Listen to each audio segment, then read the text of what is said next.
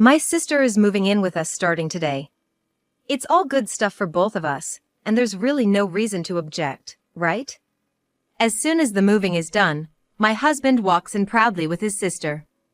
Just like my husband said, my beloved grandfather passed away recently. I was physically and mentally exhausted from handling the funeral arrangements, sorting through his belongings, and most of all, the sudden farewell to someone I loved dearly. I inherited the house where my grandfather lived, and at my husband's suggestion, we decided to move in. Just when we finally finished moving everything in, my affection for him quickly dwindled due to his out-of-line action of bringing his sister without any prior consultation. My name is Emily. I graduated from the pharmacy department at a local university, and this is my 5th year working as a pharmacist. I met my husband, a classmate, 2 years ago through an introduction by a colleague at the hospital where I work. My husband, a full-time employee at a supermarket, has a generous nature and had just broken up with his girlfriend from his college days, leaving him heartbroken. I had a boyfriend once in high school, but it didn't last long. Both my husband and I didn't have much experience in love, but somehow, that felt reassuring. Even though our days off didn't match up due to our different professions, we dated smoothly, and we got married when my husband was promoted to chief at his workplace. After getting married, we started living together in a rented apartment in a convenient part of the city. My parents had passed away in an accident, and since high school, I had been living with my grandfather in his house. The house was very old, and it creaked everywhere you walked. However, he had been in and out of the hospital due to a chronic illness for the past 6 months, and the house was mostly empty. For me, it was a precious home filled with memories of my grandfather, so I kept going back to clean it from time to time even after we moved. My grandfather, though worn out from his battle with his illness, was overjoyed that I got married. "I can fight through the tough treatment with this," he said, and I made a promise to myself to be happy for him. Fortunately, I was able to get along well with my in-laws. They live quite far away, so we might only be able to see them a few times a year, but they said, "You're always welcome to visit." Everything seemed to be off to a good start in our happy married life, but there was one thing that made me uneasy. And that was my sister-in-law. She is a lively 19-year-old, currently in her first year of college. She lives in a dorm near our apartment while attending a college in the city. My husband was the one who decided on our living arrangement, and one of the reasons seemed to be because his sister was going to college in the city.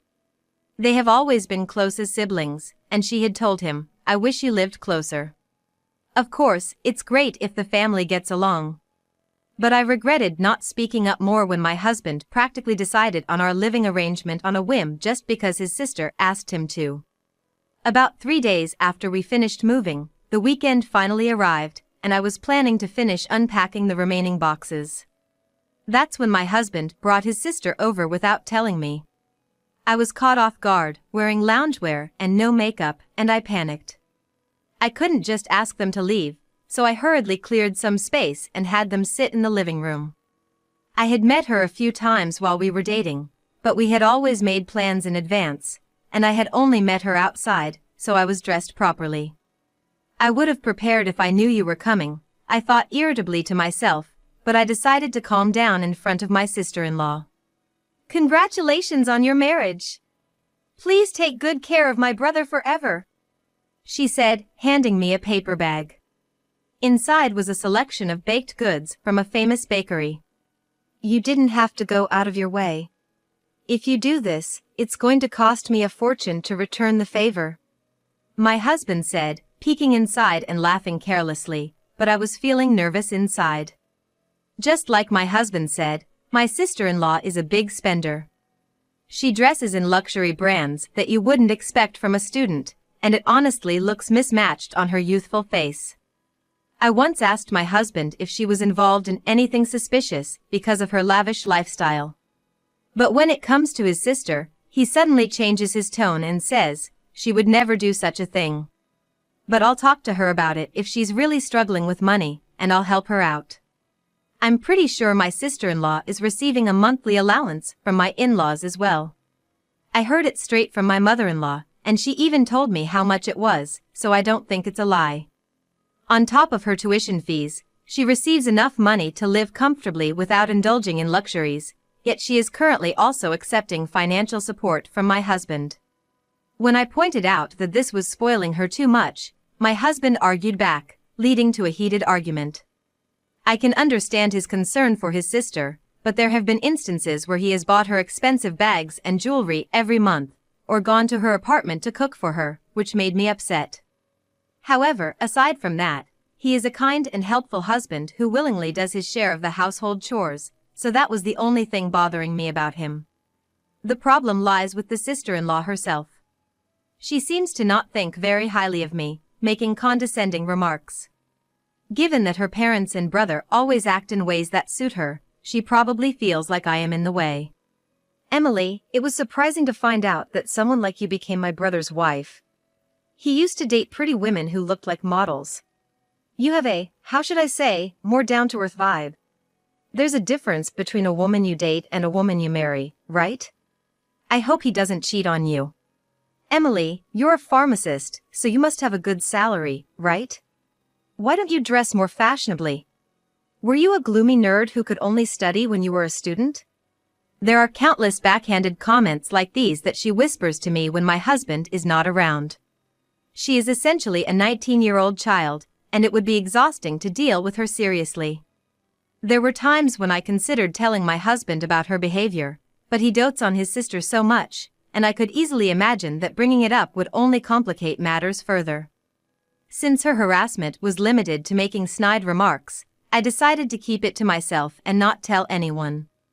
Besides, we have a long relationship ahead of us, and I thought it would be counterproductive to rush into getting along, so I decided to gradually deepen our relationship over time and not take her behavior too seriously. Just a few days ago, my sister-in-law, who was supposed to have just visited, came by unannounced again. However, at that time, my husband was not yet home, and I was preparing to go to work in the afternoon. The cafeteria was crowded, so I thought I'd come here for lunch. I brought some friends too, is that okay? While I wanted to yell at her for her audacity, there were girls around her age standing behind her, so I managed to keep my cool and asked them to leave. I don't know how she explained this situation, but I received numerous calls from my husband while I was at work in the evening. Are you out of your mind, turning away hungry young girls? If you didn't have time, you could have at least given them money. My sister called me saying she was embarrassed in front of her friends.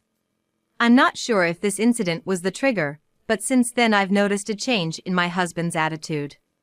He gradually stopped doing the household chores that we had agreed to share, and as I couldn't stand seeing things left undone for days, I ended up doing everything myself, making it solely my responsibility. I thought he had a generous personality, but it turns out he is just sloppy and quick to lose interest. He would buy things for his new hobbies, only to let them gather dust soon after. This was a common occurrence. It would be one thing if it was just his own room, but when he started cluttering up the dining table and the car with his hobby stuff, I had to say something. However, he only ignored me, not taking any real action to address the issue. I'm starting to feel that he is losing interest in me, as he thinks I nag too much. Despite his sloppiness, he acts differently towards his sister.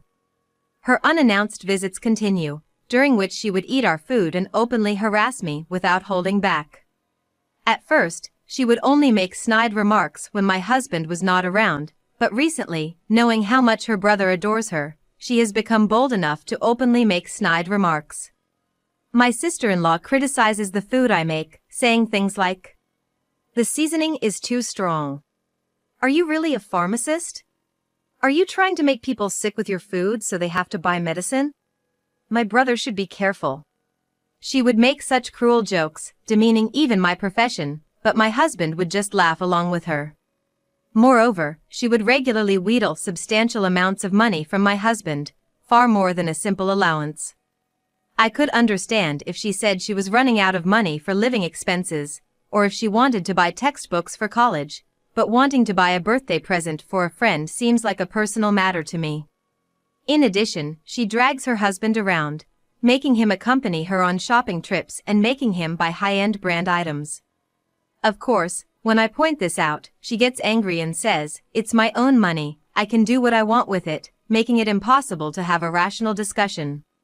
My husband probably has no clue that his sister, who gets whatever she asks for, is mocking me behind his back, while I, who have received nothing, am left to suffer.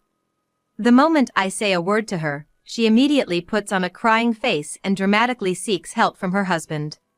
He is completely fooled by such over-the-top acting, it's just pitiful. I realized too late that my husband is an extreme sister complex. The sight of him 100% believing everything his sister says and lecturing me is so absurd, it's enough to make any feelings of love wither away. But eventually, I noticed that she's already a junior in college. I thought that she would become busier with job hunting and writing her thesis, and we would see less of each other, so I decided to endure it a little longer.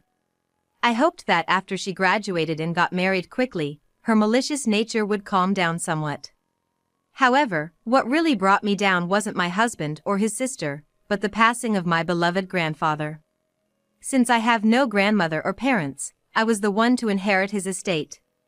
I was considering what to do with the remaining house, thinking about demolishing it to keep the beautiful memories. But my husband stopped me, suggesting that since it's such a magnificent house, we should live in it as a couple. My grandfather had a long hospital stay in his later years, so he hardly had any contact with my husband.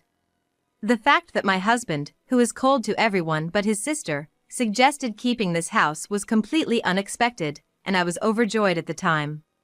My grandfather was gone, but I could come back to this house. I hadn't felt such a thrill in my chest since getting married, but it was shattered just a few months later. When we did a house inspection before moving in, we found that the plumbing needed repairs, but that was about it. My grandfather had cherished the house he built in his youth, and even the contractor said it was in quite good shape for its age. The creaking of the floors was a concern, but I thought it would be fine to consider remodeling when a new family was born between my husband and me. I made steady progress cleaning the rooms in between work, and I also sorted through my grandfather's belongings. Once everything was packed and ready to move, I proceeded with preparations while asking for help from the moving company. In the middle of all this, my husband disappeared without saying anything, so I thought he might have gone to the nearby convenience store. But when it was time to leave, he still hadn't returned, and when I called him in a panic, all he said was, "Go ahead," in a curt tone. I didn't understand what was happening, but I couldn't keep the movers waiting any longer, so I decided to go to my grandfather's house first. It was only after all the belongings were moved in, and the paperwork with the movers was finished, that I finally saw my husband. When I saw his sister standing close beside him, I had a bad feeling. And I was right, my husband said something outrageous. "From today, the three of us are going to live together. The house is big enough, and it would be lonely for the two of us, wouldn't it? It's cruel to make my little sister live in a tiny apartment every month, and this is perfect timing. You'll support her in her job hunting, won't you?" "What? Why are you deciding this on your own? This is my grandfather's house. You have to consult with me first." "It's the same thing even if I consult with you, isn't it? The house will be lively, it'll be fun, and my sister can focus on her studies and job hunting. What's the problem?" "To be clear, it's a problem. Can you leave for today, and we'll talk about the details later?" I had been doing everything by myself for months, dealing with the funeral and moving procedures, and I was quite exhausted. Also, I didn't have the emotional capacity to talk to someone who could casually say it was good timing to start living in this house just because my grandfather had died. But my husband didn't care and yelled at me. "What right do you have to say that? If you don't like living together, then you can leave. I suggested this thinking it would be good for you, and here you are acting all high and mighty. I'd feel relieved if you were gone. I won't show any mercy to someone who treats my important family like this." I was shocked by his tone, as if he didn't even consider me family. But I realized I didn't need to seriously involve myself with such ridiculous people and decided to remain calm on purpose. "So what now? If I leave, you realize that means we're getting a divorce, right? I just want to make sure, because I don't want to hear that I deceived you later. This house is mine. It's in my name since I inherited it. The rights to this house are. Since we're getting a divorce, that means we'll be dividing our assets, right? This house is a substantial inheritance. So, you want to say that just because your granddad owned it, it's all yours? Look, the world doesn't revolve around you. I'm a legitimate ex-husband, so I have rights to half of it. I'll pay you your share, and then you can leave. Interrupting me, my husband spoke utter nonsense. Emily, you're always so stingy with money, even though you earn a good deal yourself. Don't you think you're expecting too much? You should be nicer to younger girls. You might think of me as a frivolous young girl wasting money, but girls need money. On the other hand, you always dress so plainly, and your makeup is light. What do you even spend your money on? You've completely given up on being a woman. It's pathetic, really. My sister-in-law, having successfully gained my husband's support, proceeded to berate me with him. Seeing their true colors, I lost all affection for them and wanted to leave this place as soon as possible, so I told them I was leaving. I don't care about the house rights anymore, but are you really sure about this? I just want to confirm that I've made myself clear. The siblings looked momentarily dumbfounded by the swift resolution, but soon they started smirking again. Trying to shake us up, huh? Your behavior is just pitiful. Well, I appreciate that you agreed to the divorce. Here, sign this and be done with it. He threw the pre-filled divorce papers at me. Out of patience and thankful that things were moving quickly, I thought this was actually helpful. Such a sore loser. I'm sorry that he loves me more than he loves you, Emily. Maybe try being a bit more feminine the next time you decide to marry. They laughed together, and I sighed loudly, picking up the divorce papers. Hearing my sigh, my sister-in-law started berating me again, so I turned to my husband and said, "You're really oblivious, aren't you? Your evil sister here is planning to kick you out soon. Instead of laughing, why don't you two have a proper fight?" What? What are you talking about? My husband seemed completely clueless, still tilting his head in confusion. However, my sister-in-law, perhaps due to her youth, couldn't keep a poker face and her expression froze. When my husband called her name, she snapped back to reality and shouted, "What are you talking about? There's no way I'd do something like that." But the agitation in her voice was clear, and it seemed to sway my husband's beliefs. Seeing my chance to turn the tables, I forgot my fatigue and decided to kindly explain everything to them. I just happened to hear it at a bar in front of the college. You were too obsessed with your sister and weren't coming home, and I was tired from dealing with paperwork and didn't have the energy to cook, so I decided to dine out with a friend to refresh myself. I took out my phone and played a recording. Grandma's passed away, so I'll be getting that house soon. Auntie is honestly annoying, but I have my brother on my side. He listens to everything I say. I helped him when he was being bullied by my guy friends, and he's been like this ever since. It's hilarious. Well, they have money, and I'm planning to use them well and get that house.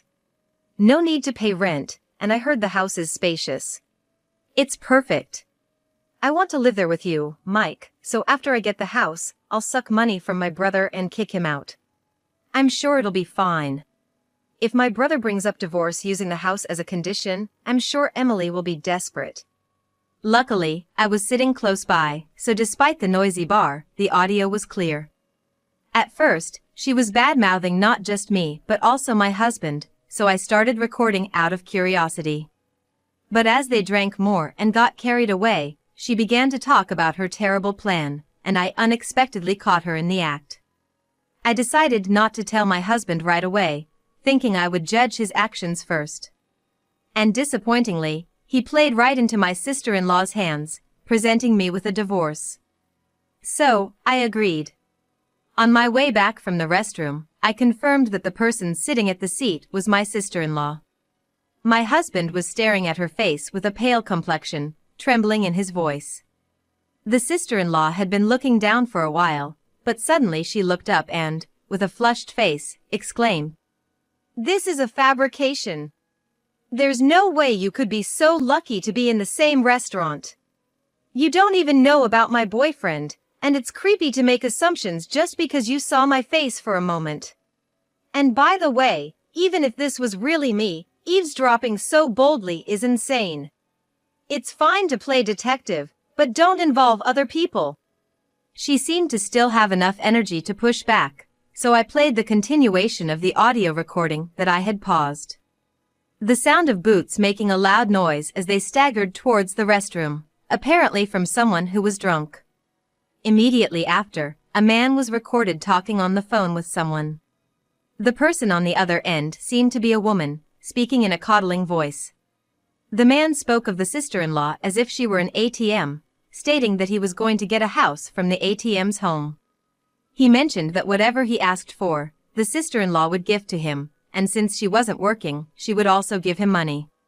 It appeared that the brand name items the sister-in-law had received from my husband until now were being passed on to this boyfriend, and in addition to my husband's salary, the money she earned from her part-time job was also being given to this man. Initially, I felt a bit of pity for the sister-in-law who was being played, but now the situation is different. She was secretly devising a sinister plan behind my back, even trying to involve my grandfather's house in it, so I thought she should face the consequences. When the playback ended and I glanced at my sister-in-law, she was already in a daze. She had lost the energy to insist it was a case of mistaken identity, so in my husband's mind, it must have been confirmed that the woman he had been talking to earlier was indeed his sister. I had said all I needed to say, so I was about to leave when I was strongly pulled back by my arm. Wait! You understand now, right, Emily? I was just being deceived. Let's cancel the divorce and live happily together as we promised. Huh? No need to cancel it. I have the intention to divorce too. Besides, your adorable sister is crying, isn't she? You should take responsibility and take care of her until the end. I turned towards my husband with a refreshing smile as if a weight had been lifted off my shoulders, grabbed the bare essentials, and swiftly left the scene. Later, I filed the divorce papers, and the divorce was finalized. I would like to say that I am now happily enjoying my single life, but as it turns out, things aren't that simple. My ex-husband was squatting in my grandfather's house, refusing to leave. Not wanting any contact, I had a lawyer mediate, explaining diligently that the inheritance is not subject to property division, but he expressed his anger towards the law, saying then what the heck is property division? How can a husband have no rights, and we were at an impasse. So, I decided to consult my ex-in-laws, whom I had been in regular contact with. They flew in like the wind and gave my ex-husband and sister-in-law a good scolding at my grandfather's house and her apartment, respectively. My father-in-law is apparently quite intimidating when he's angry, enough to make the nefarious siblings shake in their boots, and my mother-in-law later shared the story with a laugh. I think I finally understood why my ex-husband didn't want to visit his parents' house too often after we got married. Regarding the divorce, my in-laws offered an apology. However, I explained that they weren't involved in the matter at all, and I didn't intend to stay in touch with them after the divorce for that reason. I only asked them not to give my new phone number and email address to my ex-husband before hanging up. I think my ex-husband was so persistent about the inheritance probably because he had no savings. When we got married, I suggested opening a new bank account for us to save money together, but he rejected the idea. He had student loans, smartphone bills, other payments related to his hobbies, and on top of that, he gave a considerable amount of money to his sister every month, so he said there was no way he could save any money. So, we settled on saving money separately. I was investing in mutual funds, so I didn't have much cash on hand, and there was no way I could give any money to my ex-husband anyway. Moreover, I have communicated to my ex-husband through a lawyer that I will not demand alimony on the condition that we do not divide our assets. Since I was pressured by my father-in-law's authority to that document, I intend to make sure it is strictly adhered to. It turns out that my ex-husband, who was squatting in my grandfather's house which has now become mine, as well as my sister-in-law, who was squandering her allowance, were both taken back to their parents' house. My ex-husband was made to quit his job, and my sister-in-law was forced to drop out of college. They are apparently working as entry-level employees in a company run by our relatives. They are being completely reformed, both physically and mentally, through grueling Spartan training and seem to be working while crying every day. My mother-in-law sent me a picture of my ex-husband, whose beer belly has completely disappeared and is now in great shape, but I didn't feel a thing. As for my sister-in-law, she initially tried to use her youth and beauty to cozy up to her boss, but she was completely ignored, luckily because the president is a relative. She's had to remove her long, glittering nails, and now she's doing a fantastic job of digging in the dirt and sweating it out. On the other hand, I am enjoying my peaceful days in my grandfather's nature-filled house. I do feel lonely without my grandfather, but when I do, I can flip through the organized albums and go back to those times.